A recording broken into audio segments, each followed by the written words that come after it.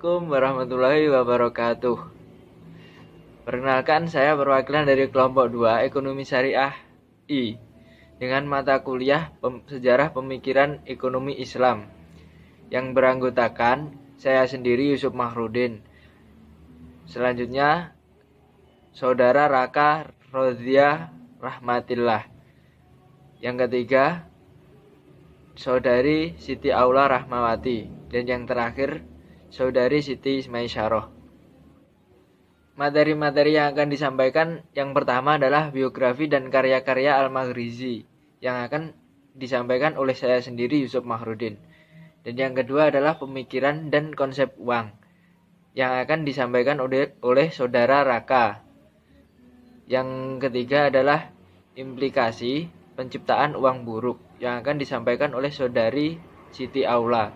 Dan yang terakhir adalah teori inflasi yang akan disampaikan oleh Saudari Siti Maisyarah. Dan materi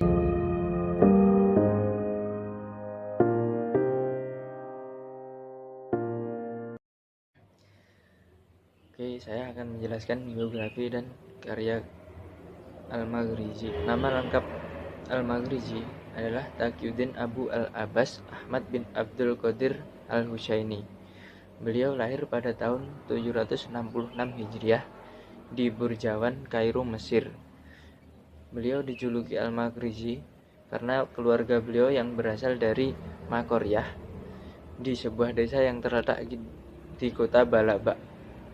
Pada masa kecil dan remaja beliau menjadi tanggungan kakeknya dikarenakan pada masa itu perekonomian ayahnya sedang melemah. Beliau menciptakan karya yang bernama Asyal. Asyal dibagi menjadi 3 kategori. Yang pertama adalah buku yang membahas sejarah Islam umum, seperti kitabnya adalah Al-Khobar an Al-Bashar. Itu menjelaskan sejarah Islam umum. Yang kedua adalah buku yang menjelaskan tentang sejarah Islam umum, yang kitabnya adalah Al-Dural Al-Mudi'ah fi Thoriq Al-Dulah Al-Islamiyah. Setelah dibahas sejarahnya, terus dijelaskan di bab selanjutnya. Yang ketiga adalah buku yang menguraikan sejarah Mesir pada masa Islam. Salah satu kitabnya adalah As-Suluk li Ma'rifah Dual Al-Mulk. Itu menguraikan sejarahnya Mesir pada masa Islam.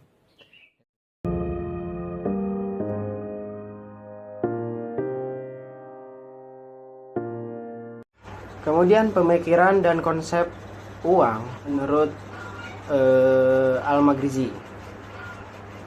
Nah, menurut Al-Maghrizi, pemikiran beliau itu berada pada fase yang kedua dalam sejarah pemikiran ekonomi Islam. Nah, fase yang kedua ini beliau itu sangat terlihat bahwasanya ada tanda-tanda melemahnya berbagai kegiatan intelektual yang inovatif dalam dunia Islam. Kemudian Al-Maghrizi itu bahwasanya beliau adalah pemikir ekonomi yang melakukan studi khusus tentang uang dan inflasi pada masa beliau menjabat. Nah, dalam aktivitasnya beliau itu didominasi sebagai sejarawan. Kalian tahu kan, sejarawan itu kan biasanya melihat pada masa-masa di belakangnya.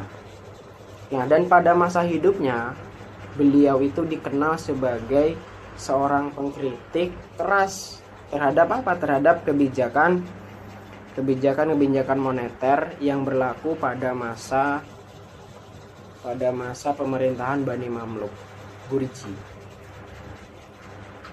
Beliau menganggap bahwasanya pada masa Bani Mamluk Burji itu sebagai malapetaka dan bisa menghancurkan perekonomian Islam dan masyarakat Mesir pada waktu itu.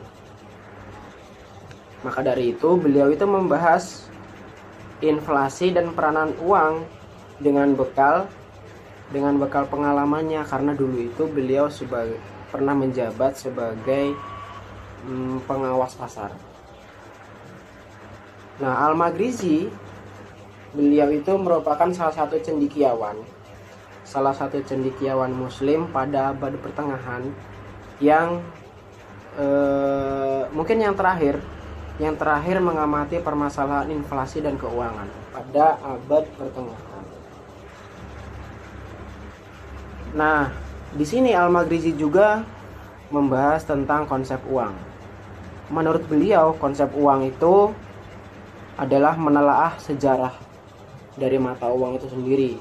Karena kan beliau dulunya pernah belajar sebagai sejarawan, jadi beliau itu menelaah sejarah tentang mata uang.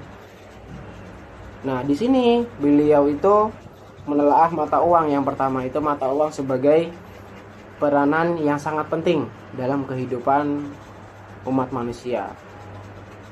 Selanjutnya, mata uang itu menurut beliau dapat memenuhi kebutuhan manusia sehari-hari dan juga dapat melancarkan aktivitas, menentukan berbagai harga barang, dan menentukan biaya tenaga kerja pada masa itu. Nah, selain menelaah tentang mata uang,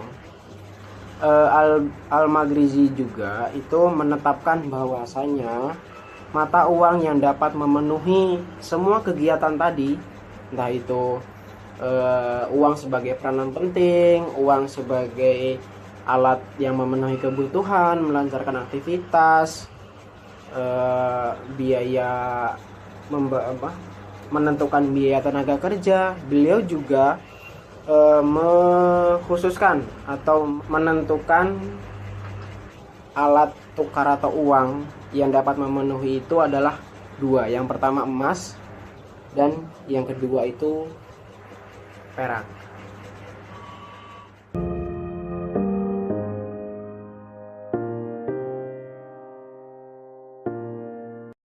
Assalamualaikum warahmatullahi wabarakatuh. Perkenalkan, nama saya Siti Aula Romawati. Saya akan menjelaskan tentang implikasi penciptaan mata uang buruk. Al-Maghrizi menyatakan bahwa penciptaan mata uang dengan kualitas yang buruk akan melenyapkan mata uang yang berkualitas baik. Hal ini terlihat jelas ketika beliau menguraikan situasi moneter pada tahun 569 Masehi.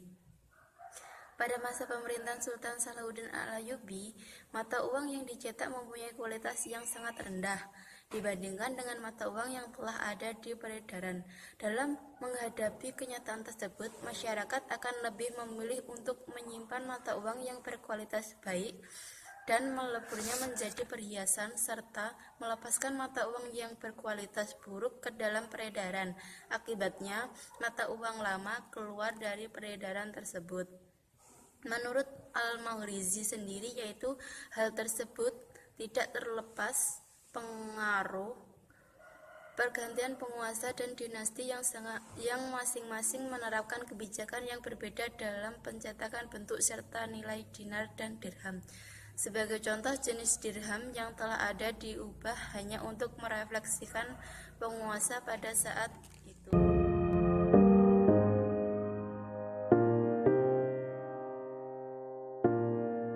Assalamualaikum warahmatullahi wabarakatuh. Perkenalkan, saya Siti Maisarah dari kelas CSI. Saya dari kelompok 2 Imam Al-Maghrizi. Di sini saya akan menyampaikan tentang pemikiran ekonomi terkait teori inflasi.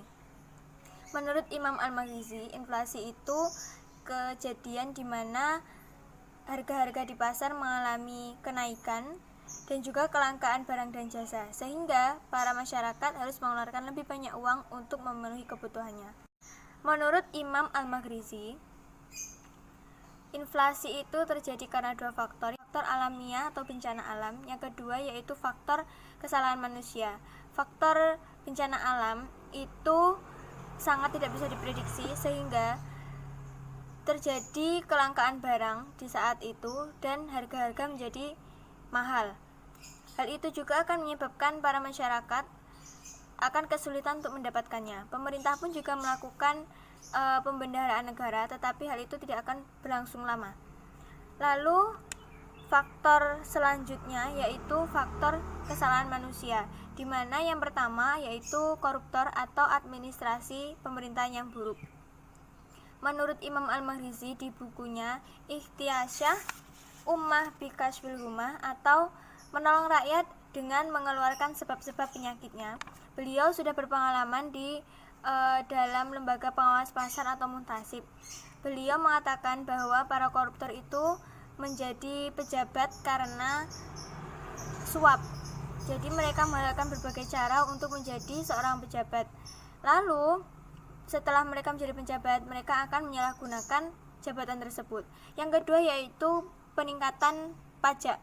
Karena pengeluaran negara itu tinggi karena sebab dari koruptor, maka koruptor menutupinya dengan menaikkan pajak yang berlebihan. Hal ini tentu saja akan menindas para rakyat kecil dan juga petani.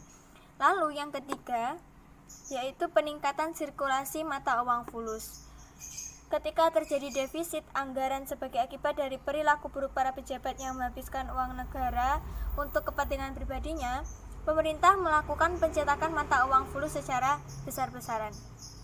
Hal ini akan mengancam keberadaan mata uang lain seperti menghentikan percetakan perak, lalu dirham juga dilebur menjadi perhiasan. Karena hal itu, dua alat transaksi tersebut sekarang tidak bisa digunakan. Lalu, karena pencetakan fulus yang berlebihan, itu menyebabkan uang tidak lagi bernilai, harga-harga tinggi, dan kelangkaan bahan makanan.